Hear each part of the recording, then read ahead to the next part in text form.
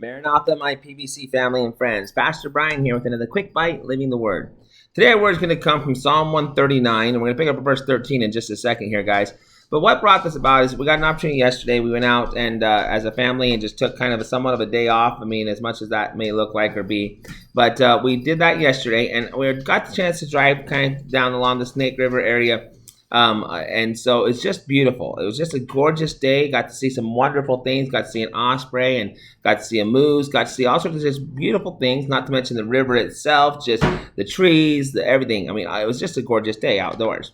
And we just absolutely enjoyed ourselves. Now, when I say that, why I bring that up is because all I kept thinking about was just God's creation and how beautiful his creation really is and how amazing our God is and what he has done and chosen and everything for us.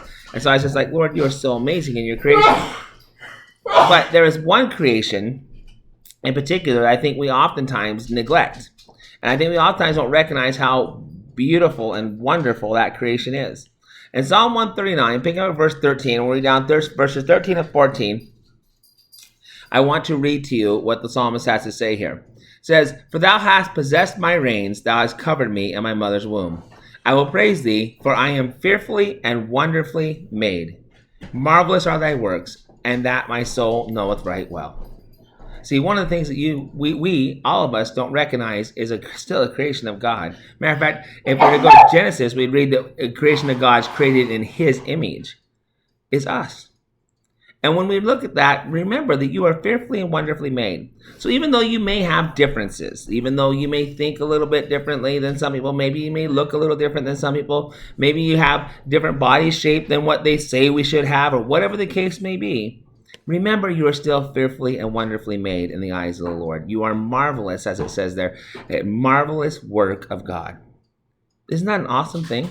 To think about yourself being a marvelous work of God? So keep that in mind today. As you sit there and allow sometimes ourselves, our own minds, or others to try to teach us or tell us who we are or what we look like, remember you are fearfully, wonderfully made. You are a marvelous work of God. So I hope that encourages you today. And just remember how much he loves you and he thinks of you and he thought of you when he created you. So remember, as always, I love you, we love you, God loves you, and God's got this.